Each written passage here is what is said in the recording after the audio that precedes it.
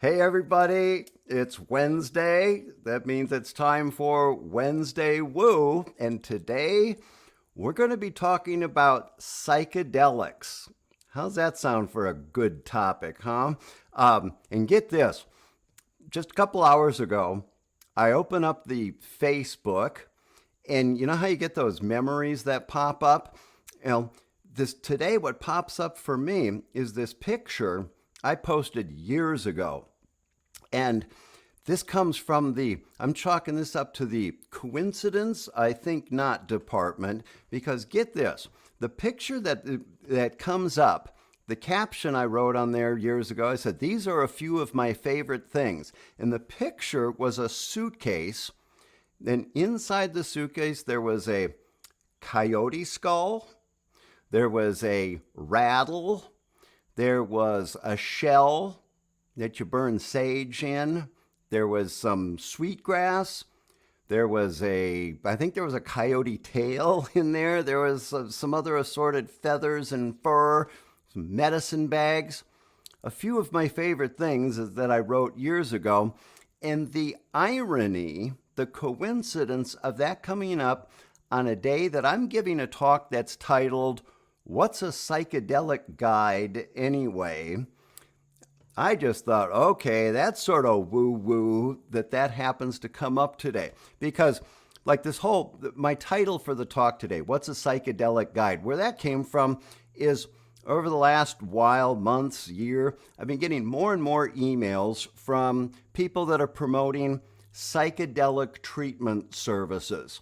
You know, and I've been watching this, and I open the emails and I read through them, and I notice that some of the people that are doing this work have the title of Psychedelic Guide. And every time I see that, I'm sort of like, what exactly is a psychedelic guide? But then the more I thought about it, and probably the reason that it sort of pushed my buttons a little bit, is because I finally came to the realization of that's exactly what I've been doing for the last 30 years. I am, in a sense, a psychedelic guide. I just don't use the chemicals to help facilitate the psychedelic experience. And those things that were in that suitcase, you could say, are the tools that I use to help facilitate that experience. And bottom line is that's what I'm going to talk about today. And so to introduce myself, if I haven't had the chance to meet you yet, my name is Jim Savage. Thank you so much for stopping by my channel here. I come on here every Wednesday and give a talk we call Wednesday Woo. And basically, these are all talks that are primarily focused on topics that center around spirituality and addiction. That's sort of my wheelhouse. And this topic of psychedelics today is like, again, it's a hot topic. I was thinking actually this morning as I was preparing, I do a little bit of preparing for, what am I going to say? It's actually more appropriate for me to say, I'm going to talk about the term psychedelic as opposed to psychedelics. What I mean by that is using the term psychedelic, I think we're going to say, implies the use of psychedelic, whatever we call these, medications, chemicals, compounds, psychedelics, specifically for the purpose of mental health treatment. And so the first thing I'm going to say loud and clear here today, disclaimer, I am by no means not close to an expert on the use of psychedelics in mental health treatment. I have been sitting back quietly watching this current changing landscape unfold, recognizing I have a lot to learn about this topic. Okay? Again, I don't know the ins and outs of ketamine infusion treatments, or I don't know. There's lots of conversations I need to have to be educated more about this. I've been doing some, admittedly, not aggressively. I've attended a handful of webinars by MDs talking about psychedelic treatment, and I still have a lot more to learn on that. And so, again, I want to make clear that I don't know a lot about the specifics about mental health treatment using psychedelics. I will tell you that what I do have a little bit of expertise in is a couple areas. One, addiction and recovery. I'm a licensed drug and alcohol counselor. I've been working in the addiction treatment field for over 30 years. And I will also say again, disclaimer, I am well aware, have to put this up front.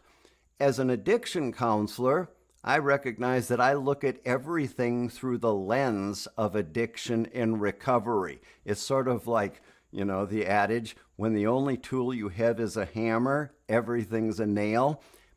I look at everything through the lens of addiction and recovery. And as I've been watching this psychedelic movement unfold, of course, I'm watching this specifically through that lens of addiction and recovery.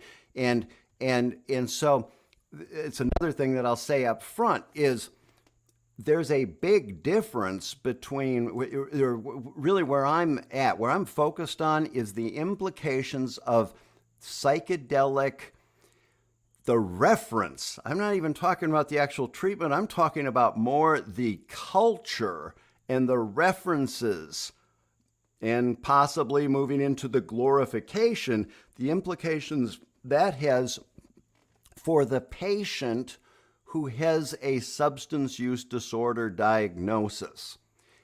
That's really my concern, the reason that I'm having this talk today, or the reason that I have lots to say on this topic. But again, it's really only focused, while I could say that I don't know much about the research on the neurochemical processes, that certain chemicals, have benefits for depression or other mood disorders. And I don't know exactly what goes on in therapeutically guided psychedelic trips. I need to learn more about that, but I do feel strong, confident that I can stand on what I'm going to say about the implications or concerns that I have that we're being responsible for what the implications this might have for those who have a substance use disorder diagnosis. People, and I'm more concerned about people who are in recovery rather than, you might think that, he's worried about people becoming addicted. That's not where I'm going from. To tell you the truth, my drug of choice when I was in active addiction was LSD. I've done a lot of psychedelics, and I happen to know that if the only drug I did was LSD and never did any other chemicals, no alcohol, no pot, I'm going to get into this and I'm going to explain in a second here about what causes addiction. I don't know that I would have become addicted to LSD, because the bottom line is you can't do LSD sort of enough to become addicted. They're chewing me up on that statement. My point being, if you do LSD 3 or 4 days in a row, it doesn't work anymore. You develop a tolerance to it so quickly. And someone who I had already developed the addiction through the other chemicals that I was using in between the LSD, I would go 2 weeks, maybe 3 weeks without using acid. And I was like, oh boy, I've gone 3 weeks and it's going to work really well this time.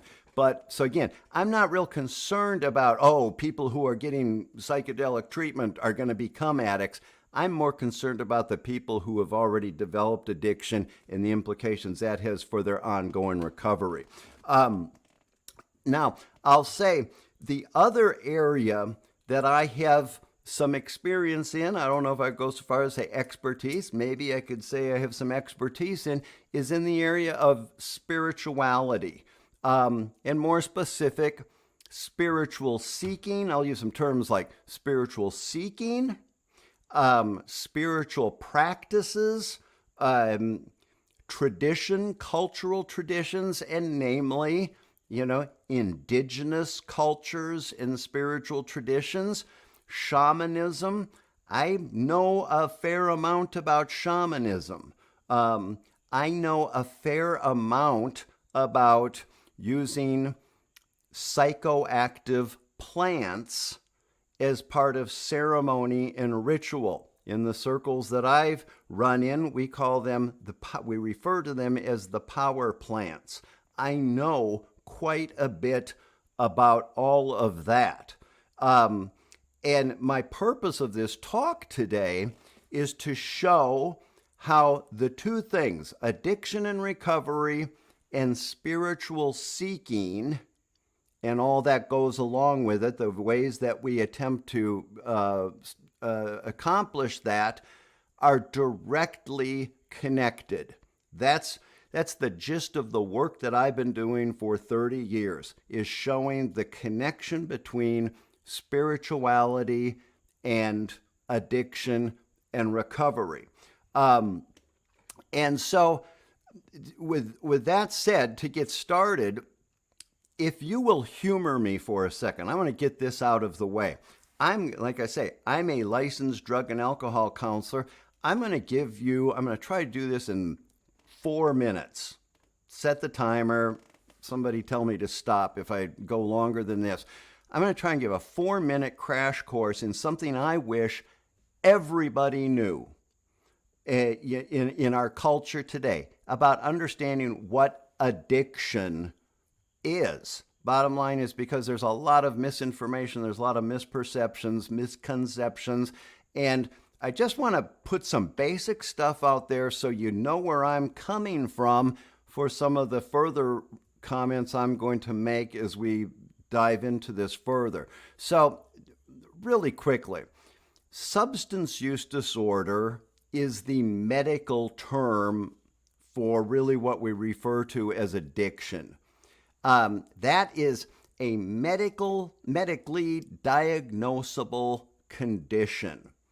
And there's implications to, you can't make something up and call it a disease. To call something a disease, it has to go through rigorous research and experimentation to satisfy certain criteria to even call something a diagnosable medical condition. In meaning, the gist of it, or a nutshell, it's got to be the same for everybody. You have to have a set of symptoms and be able to say, if they have this symptom, and this, and they have to have these symptoms to be able to say they got that condition. But if they do, yes, you've got the condition. And we also have to be able to say, we know what's going to happen with that condition. So, substance use disorder is the addiction is it's a euphemism. Lately it's becoming, it's almost pejorative to call somebody an addict. And again, there's a definition for addiction, but the diagnosis and the criteria for diagnosis is substance use disorder, and it's a condition that exists on a spectrum that ranges from mild, moderate to severe. If you got it, you got it.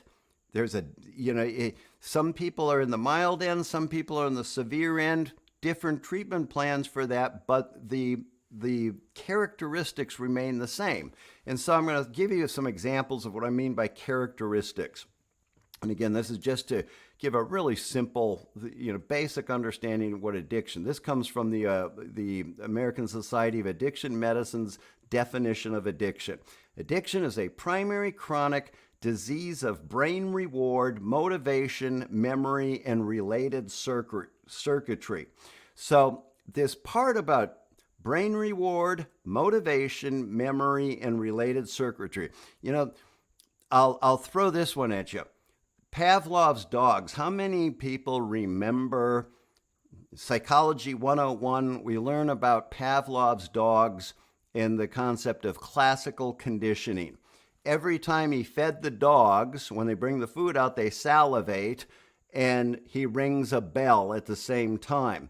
And after a while, he would ring the bell, and they would salivate without the food being present. That's called classical conditioning, And that is similar to what we've come to understand happens in the brain in what results in addiction.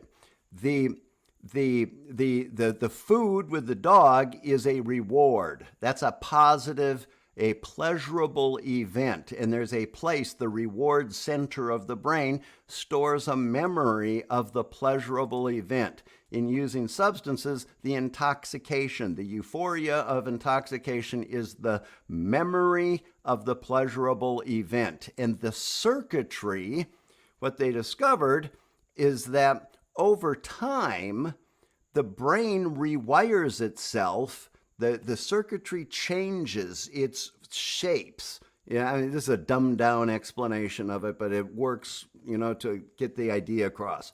So that there's always going to be, so you get to the point like when the dog heard the bell, that's when they experience an external cue, an outside stimulus, a trigger, something triggers the memory of that pleasurable event.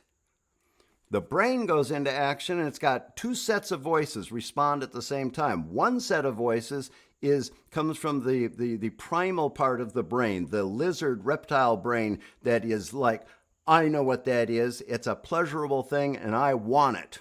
At any cost, I don't care about the cost, I want. And at the same time, we're going to have an experience, what I call the not a good idea voices, the logic and reasoning, and it wouldn't be a good idea to do that now. And so anytime we experience something that reminds us of a reward. Now when I walk by a plate of brownies in the kitchen, one part of me goes, whoa, I know what that is. I want it. And then the another set of voices might say, you're trying to lose that last 5 pounds. Probably wouldn't be a good idea this time. And we're always battling those two things out, right? And what they discovered with addiction is over time, the party voices, I call the other ones that I want, I call them the party voices, they get louder and the not a good idea voices get muffled. Again, very simplistic way, and so what ends up happening is evidently there's a threshold so that when the party voices are louder than the not a good idea voices, the person goes ahead, the addict goes ahead and engages in a behavior that they know they shouldn't do.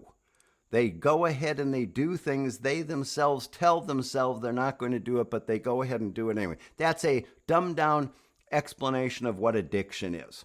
And we use the medical term, loss of control. It results in loss of control. But that's why, because of what's happened in the brain, the person with a substance use disorder is vulnerable to experiencing triggers. They can set off the bell. It's like the bell ringing for the dogs, and they start to salivate. And that's so that in early in addiction treatment, early in recovery, it's most relapse prevention plans identify things that could expose us to triggers, and we try to reduce our exposure to them to make it easier to stay clean. That might change over time, but where neuroplasticity is a slow process. I'm going to share with you an example here in a second of why it maybe never fully goes away. But here's a explanation of that. We already read this sentence. Addiction is a primary chronic disease. Chronic means, medically speaking, it's a condition that lasts longer than 3 months, a chronic condition. In other words, it doesn't go away right away, or there's no quick fix. There's not a pill that we can give that makes that go away. Diabetes is a chronic condition. You're going to have to learn to live with it and manage the condition over time, as opposed to having an operation that's going to fix your pancreas so that it produces insulin and you don't have to deal with it anymore. Addiction is identified, again, as a chronic condition. I'm going to give you an example here on the psychedelic part of this. And one experience that I had this was probably 10 years ago, um, as I was, sort of, wondering about, what my thoughts were about the psychedelic treatment experiences. And I was at a dinner in Los Angeles, a professional dinner, and I was sitting next to a guy who ran an ibogaine clinic in Mexico, just on the other side of the border, because they can't do it in the United States. It's not legal. Ibogaine being a psychoactive substance that is used for psychedelic treatments. And so this guy was here and he was talking. Well, boy, I got to, talk a lot about ibogaine treatment. And here he was inviting me to come and tour his facility. And part of that tour would be I would get to experience the whole ibogaine experience. I'm going to tell you that as I thought about that, I realized, wow, I'm being invited to go to a place I can have this ibogaine experience, a trip.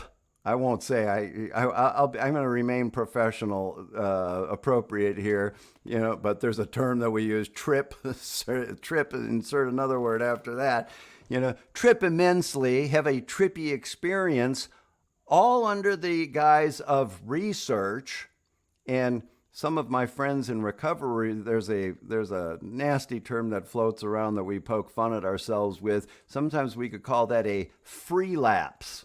Meaning, like when we go to the doctor and we have our colonoscopy and we get to have the propofol. That's sort of fun. It's sort of trippy. It's like, whoa, what happened there?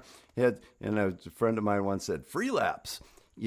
And I will tell you that within a minute or two of thinking about the idea of going to the ibogaine clinic and being able to go through that, and I'm telling you, I have been trained in shamanic practices. I understand the rituals that go into it. I have a pretty good appreciation for the relationship between the indigenous people and the plants that grow out in the jungles. And I know that their relationship with that plant and what they believe about it and in a spiritual realm and all that kind of stuff is not the same as the teenager in the suburbs who's researching ayahuasca on the internet and ordering it so that they can have their experience. They're two different things. And as much as I know and respect those ceremonial practices, I knew within 2 minutes of where my head went thinking about the idea of being able to do some ibogaine, go through that thing, and I get it, you might vomit and have terrible diarrhea and whatever and have this awful experience. And a lot of people say, yeah, I want to do it. And I'm going to suggest, I know for me, the idea of having a trippy experience, a psychedelic drug-related experience, is what was activating. And just in that conversation, I realized that, like I said, it was 10 years ago. I've been sober for 35 years.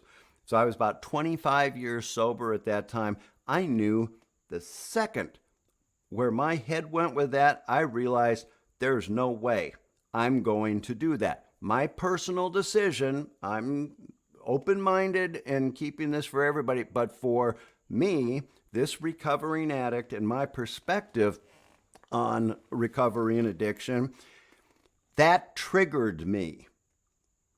And that sort of, to me, gave proof, demonstrated the chronic nature of this condition.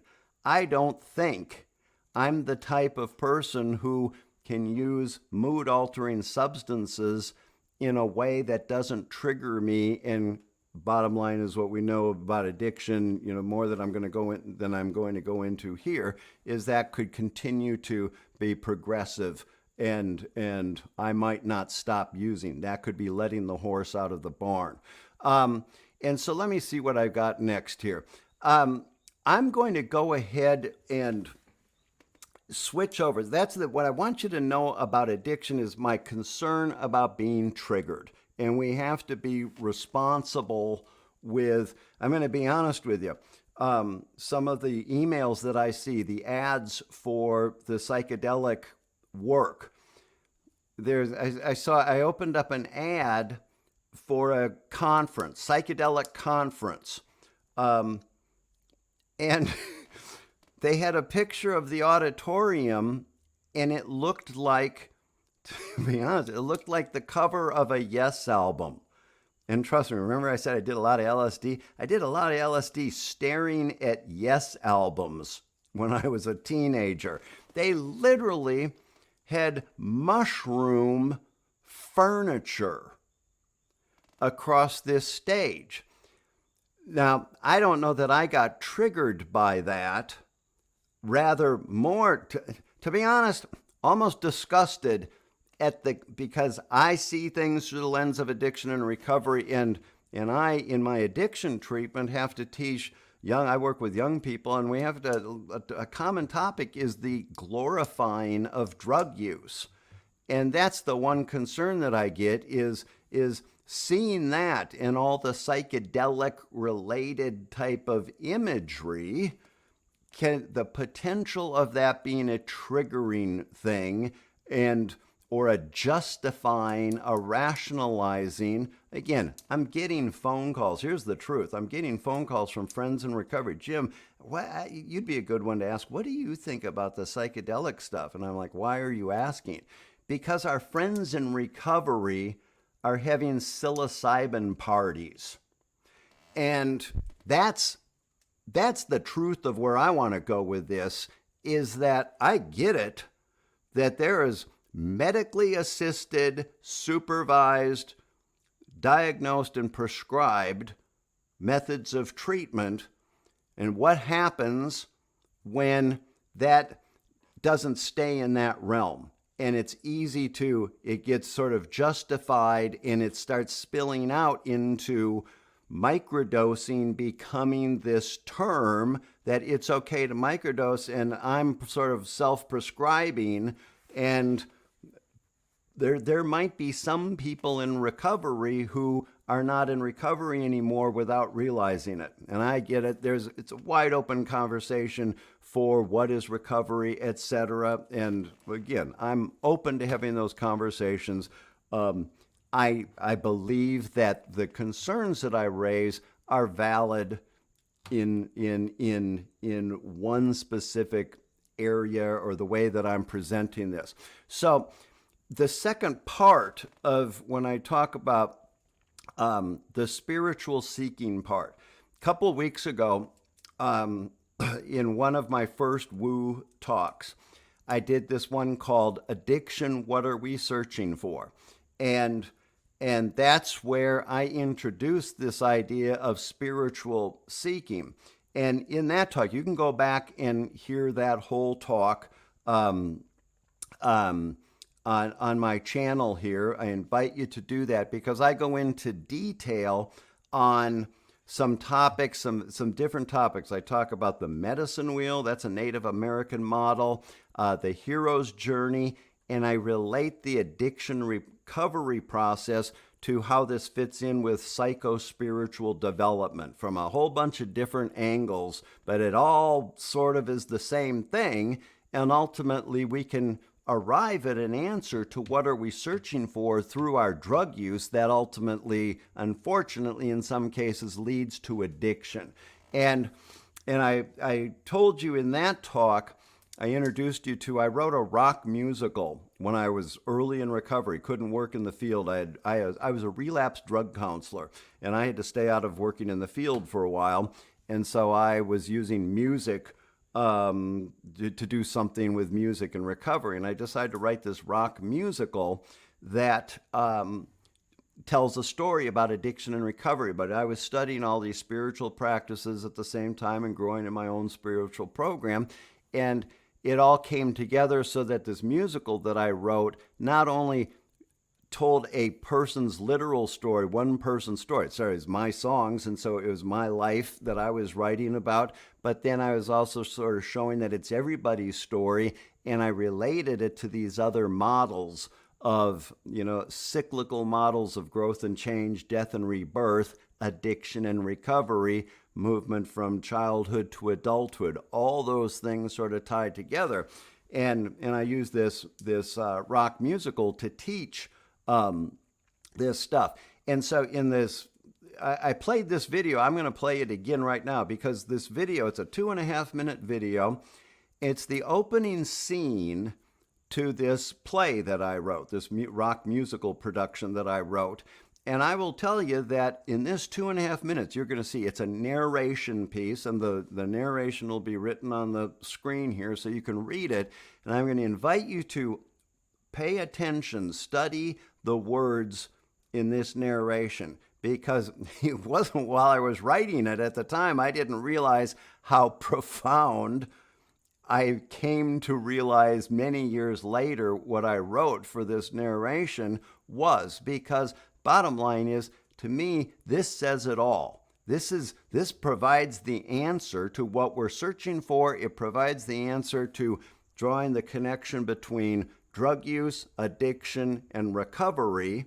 And as I'm going to use this to go into more this psychedelic experience. So I'm going to play this video right now. Let's see what happens when I switch gears here.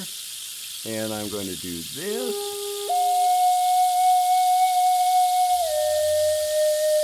And let's see if it's working.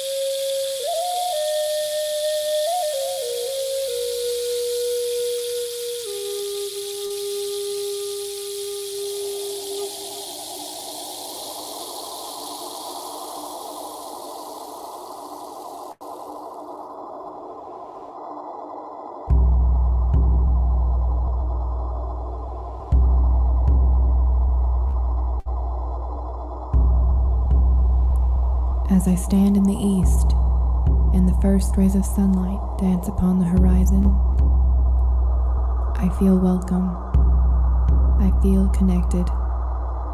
I feel like I belong. Yet I know that I will be leaving this place, as it is time for my journey to begin. Just as the sun rises out of the east and makes its way across the sky, I know that I too have a path. I don't know what that path holds for me. There may be dangerous places along the way. There may be painful places. Yet just as the sun must give itself away to the darkness that it may rise again, I know that I too will one day return to this place. This place, which feels like home. This place, which is the beginning of life. This place, where the voices greet me singing, "Welcome, for you deserve to be here." This place. I'm going to leave that up here for a second. And again, you can go back and watch the couple of weeks ago, What Are We Searching For? And I go into full hour depth just explaining everything in this video here. I'm going to use this very quickly to focus on a couple lines. This is the idea of the sun rising in the east, the magical moment, the beginning of life, where we come from in life. And it says, I feel welcome, I feel connected, I feel like I belong. That's this magical, good, awesome feeling, right? Yet I know I'll be leaving this place as it's time for my journey to begin. And so we're aware that we're not going to be able to stay in this place. We're going to be separated from this awesome feeling. Just as the sun makes its way out of the east and crosses the sky, I know I have a path, and I don't know what that path holds for me. That's my life process is beginning to happen. It's the hero's journey. I'm going to go through some ordeals. There may be dangerous places along the way. There might be painful places. But just as the sun has to give itself away to the darkness that it may rise again, along with the psychedelic word, I'm thinking about the kids that have talked to me over the years. I want to go through ego death. That ego death is this term that gets associated with like the ayahuasca journeys and stuff and experience ego death. And I say, no, you don't want to go through ego death. It sounds cool and mystical.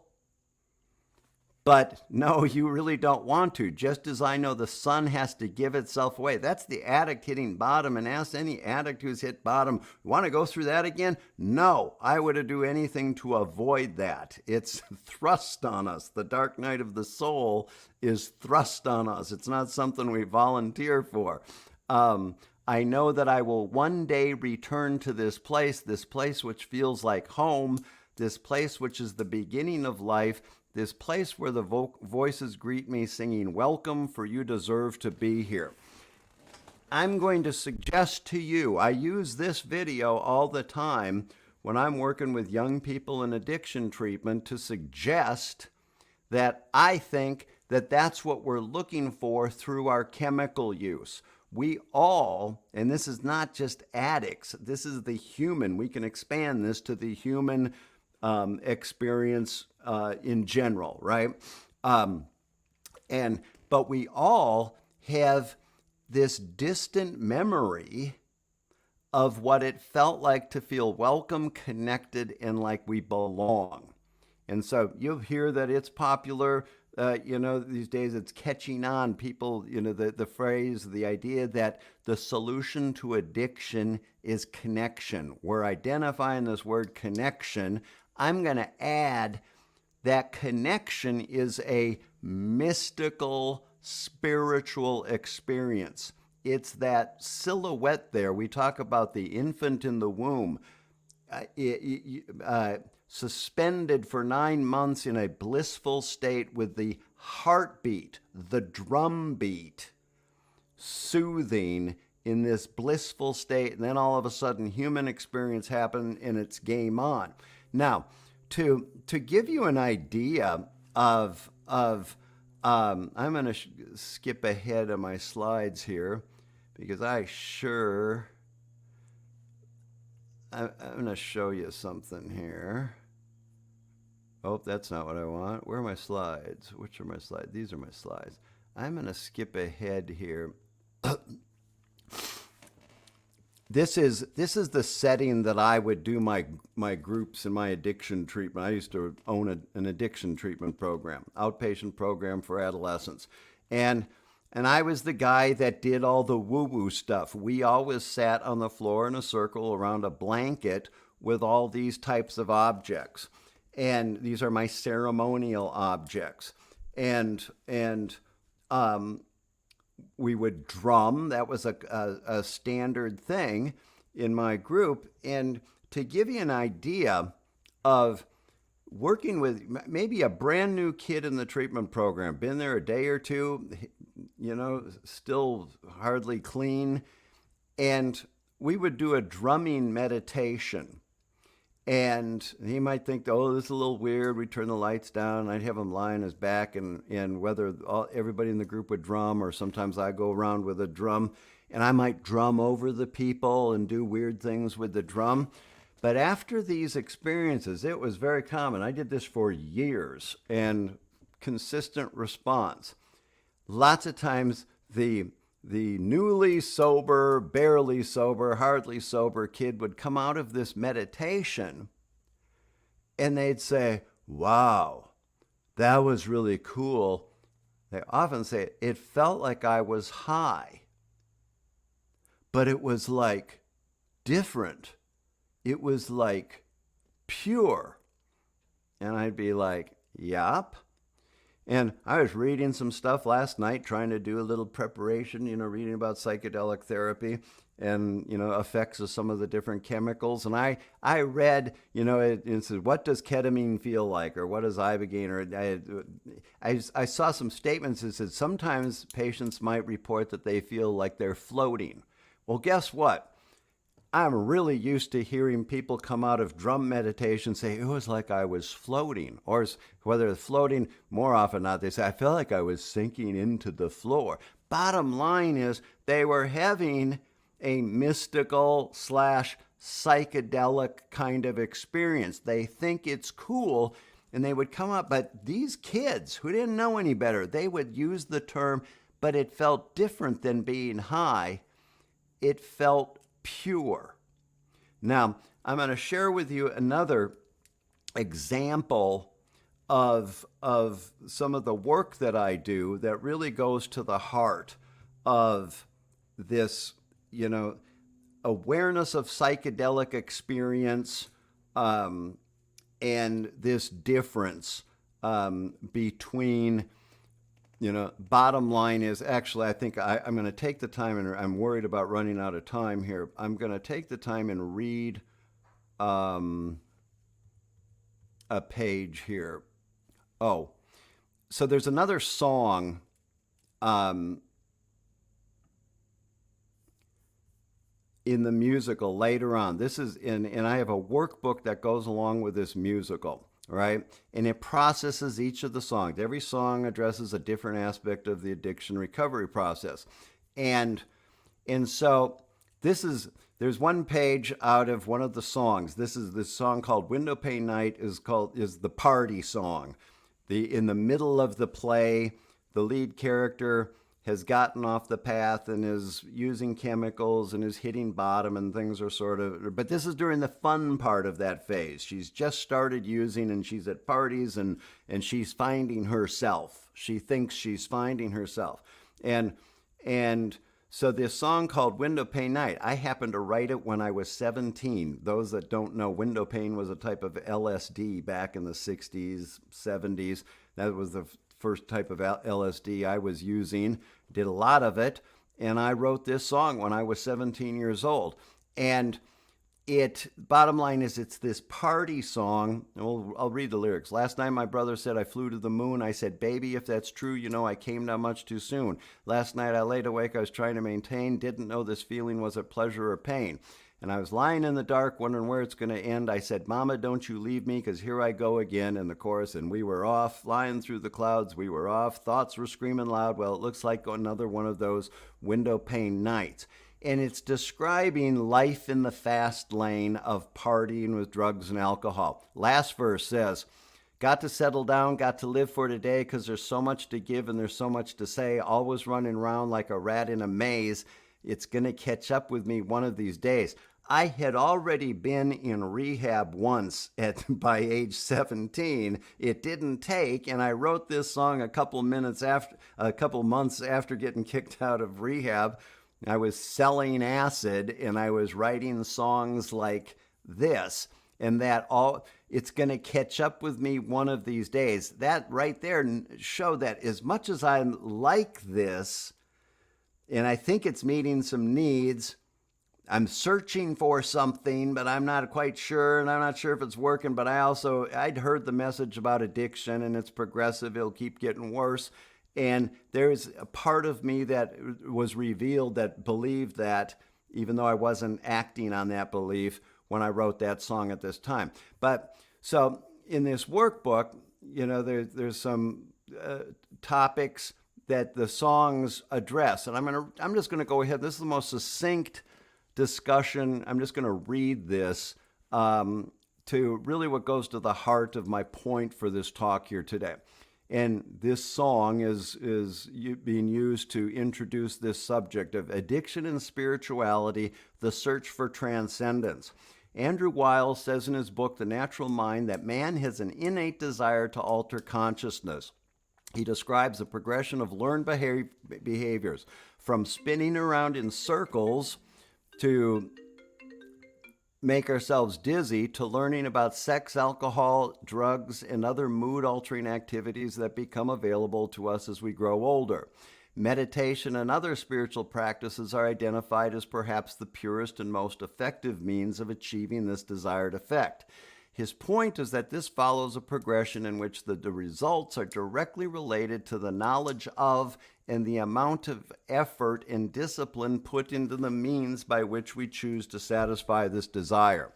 Denial or ignorance of this desire for altered consciousness results in the mystery or taboo that's often associated with the term.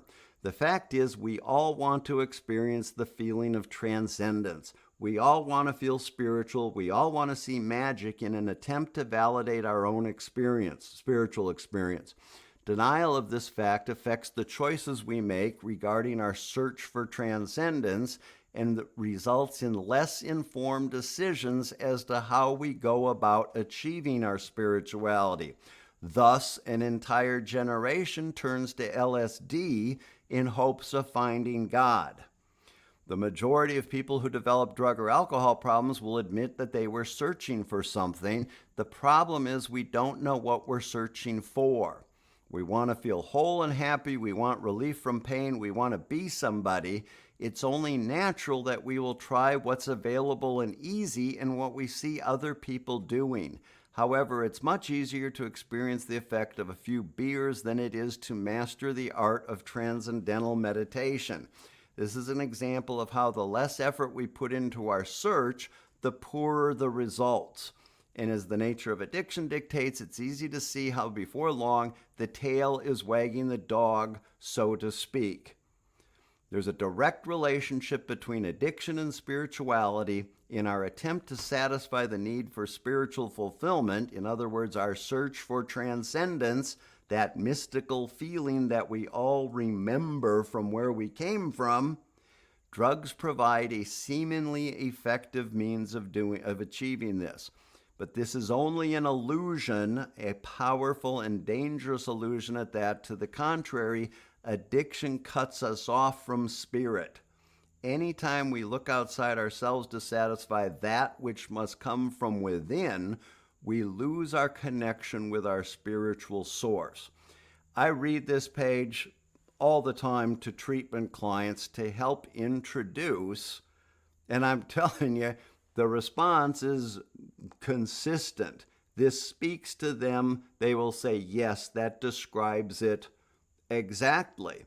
And again, it's easy to fall into a pattern of doing something less effective than the hard work that it takes. That inner work can be a little more disciplined.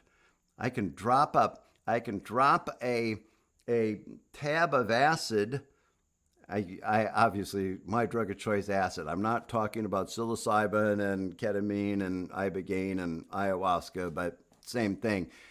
And oh no, I shouldn't even say that. I'm trying to, be prepared for the haters that are going to come after me for some of my comments. And again, I'm open-minded, and I understand that doing an ayahuasca ceremony is an ordeal. It should be an ordeal under the guidance, I'm sure, of the psychedelic guide is what that person is doing. The tutelage of the leader, the elder, that is providing the right spiritual guidance to make sense of that experience. And so I'm not saying that using drugs is wrong for spiritual seeking. I'm just throwing out warnings for the potential liabilities for people that take shortcuts. And again, I might be being polite because I think there's a lot of people that could be ripe for taking shortcuts with this work. I'm going to go to one more page here. Recovery. When people who have had an addiction problem quit using, they're said to be in recovery. To recover means get something back, as in the stolen property was recovered. Why do the addicts use this term in reference to quitting drinking? What are they getting back? Addiction cuts us off from our spiritual source. Anytime we look outside ourselves for that which must come from within, we are cut off from our spiritual source. Is this perhaps what the addict's attempting to get back through recovery? It's generally regarded that successful recovery is contingent upon a spiritual awakening, representing an entirely new attitude and outlook on life. To the extent that an important part of our journey is the reclaiming of our spiritual connection, it could be said that we're all in need of recovery. This is what the journey is all about. We are heroes on a journey to recover that which has been lost. Just as the addict's sobriety may be contingent on spiritual renewal, our sense of wholeness and fulfillment comes with the reclaiming of our spiritual connection. So I'm being mindful of our time. I got 10 minutes here. I'm going to try to wrap this up. So I'm going to go back and I'm going to share with you. See, there's some stuff I'm skipping that I just don't have time. Go back. There's this slide here. I maybe say it really fast. That page that we read about the search for transcendence introduces the idea of a dichotomy of either going within or outside ourself in terms of achieving that mystical connection. We all have a tendency to want to experience altered consciousness. Maybe that's a mystical union, some desire for spiritual connection, reconnection, and we can either choose to go inside to find that or outside of ourselves to find it. I'll throw this out here. I gave a talk a couple weeks ago called Spiritus contra Spiritum, and this is about Carl Jung's fascinating perspective that he offered on his thoughts on alcoholism. He shared a letter with Bill Wilson, the co-founder of Alcoholics Anonymous, at one point where he pointed out that the Latin word for alcohol is the same word that's used for the highest religious experience. And he said to Bill Wilson, he believes that the alcoholic's craving is the equivalent on a low level of the spiritual thirst of our being for wholeness, expressed in medieval language, the union with God. Jung thought that our desire to change how we feel was related to our desire to have a spiritual connection. And he wrote there, you see, alcohol in Latin is spiritus, and you use the same word for the highest religious experience as well as for the most depraving poison. The helpful formula, therefore, would be spiritus contra spiritum, or spirit, as in highest religious experience, against the ravages of spirit. And that's where, again, go back and listen to the Spiritus contra Spiritum talk. I go into detail on that. That's helpful for, sort of unpacking the spiritual angle on recovery. But, so what Jung gives us then shows that this dichotomy can be one of spiritual fulfillment and addiction are the same thing that exist. They exist on the same plane at opposite ends of a spectrum. The most depraved poison and the highest religious experience. When you think about it, both addiction and the spiritual experience could be described the same way. They're both something that comes in, fills us, consumes us, takes us over, makes us feel mystical, magic, connected.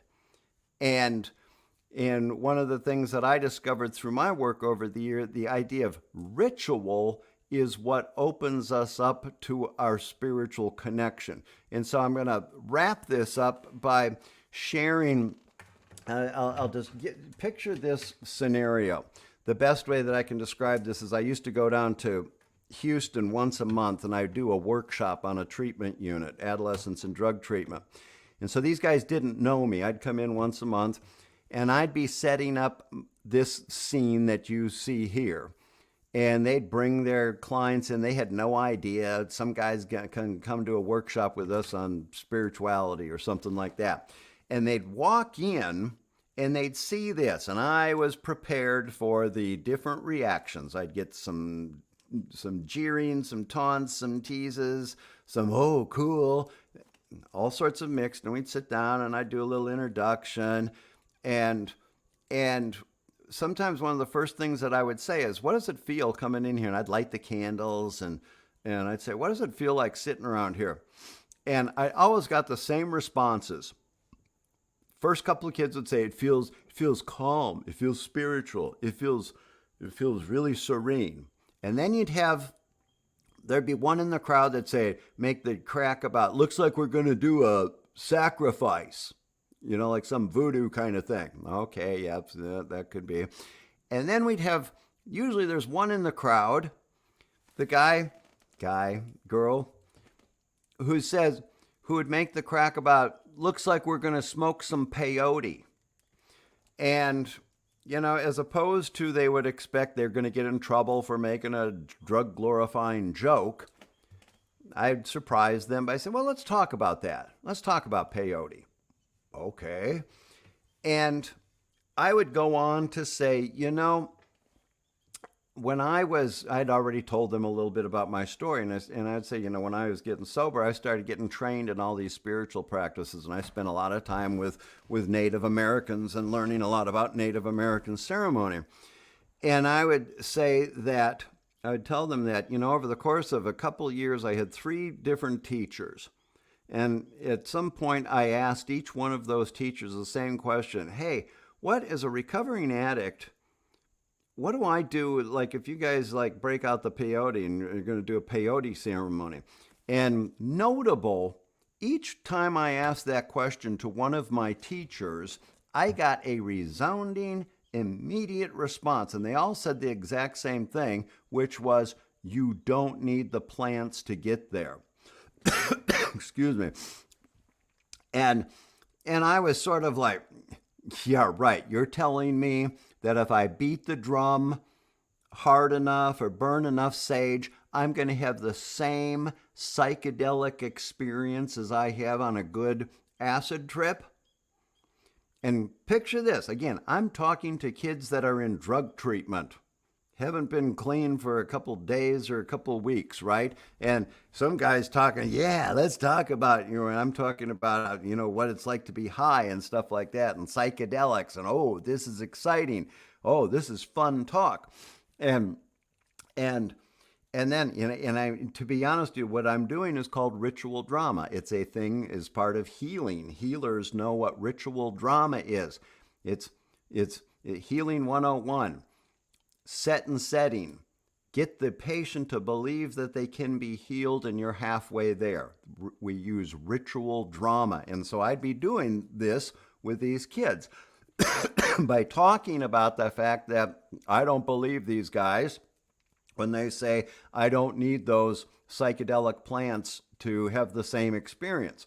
And then I'd put on the serious face and I'd look, I'm here to tell you, I've had more powerful experiences in ceremony than I've had on any acid trip. Usually I qualify myself. I say, how many here believe I've probably done a lot of acid in my day? And by then they get a sense of me and they say, oh yeah, you sound, I don't look anymore like an acid head, but you sound like an acid head.